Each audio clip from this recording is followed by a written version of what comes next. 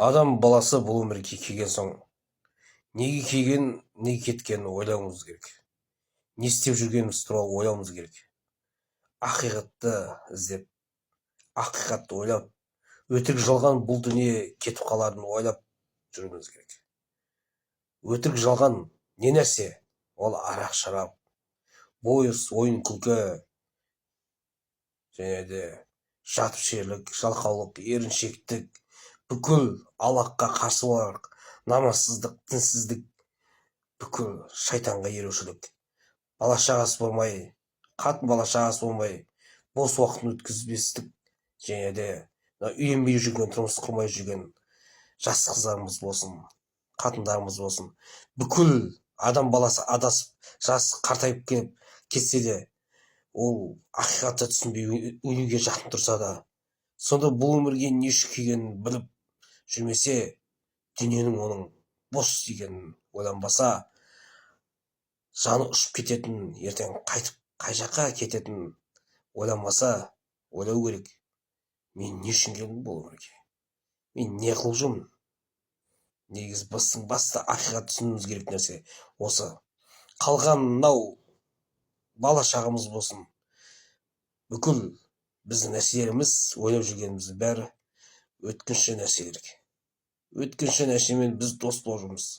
Ол бізде болмаса, ол бізден кетіп қалса, тұншаланып, қайғыға батып, жылап, еңіреп, сонымен асыл қуатқандар бар. Тіпті өз-өзін өлтіріп жүріп, атып жүріп жатқандар бар. Неше түрлі дана адамдар болсын, қандай Пушкин дейма, неше түрлі ақылды адамдар, оның алдындағы адамдар, бүкіл бәрі адасып өлгендер. Ленин болса да, олардың бәрі осы өмірді ұқпай өтті олар. Ол тіпті перғауын болса да, олар осы өмірге келген кезде, осы өмірге жүрегі байланғанның салдарынан болды. Ал осы өмірге қаншалықты сен байланбай, ақиқатты іздеп жүрсең, ертең сол саған ана өмірде саған пайдасын тигізбек.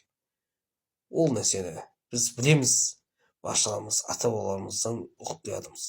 Осы нәрселерді ұғып, санамызға сіңдіріп, одан арылудың жолын, шайтанның арылу жолын іздесек, ақиқатты іздесек, біз сонда осы өмірде жәннатқа жеткен тақуа құлдардың қатарында боламыз.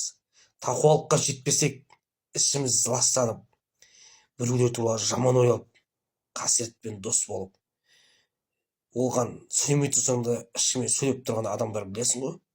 Бетіне қарап тұрсаң, ол адамдар тұрады да, ішіне саған сөйлеп тұрады. Ол бетіне сөйлеп тұрған жоқ саған, бірақ ішіне сөйлеп тұрады. Ішіне неше нәрсе айтып тұрады. Естіп қоясың. Бірақ оны айтсаң, ішіне естіп қойып айтсаң, олар айтқан жоқпын дейді. Олар іштері ласта. Іштері деген дүниеге қатты байланғаннан, олар саған бетіне қарап, саған неше түрлі нәрсе айтып, тұншаланып, ойпық, сөз лас болып кеткен адамдар бар да.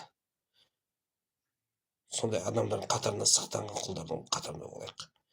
Біз деген ақиқатты, шындықты іздеген, таза жолға түскен құлдардың қатарында болайық. Әйтпесе, өздеріңіз көріп отырғандай, бұл өмір тез, жылдам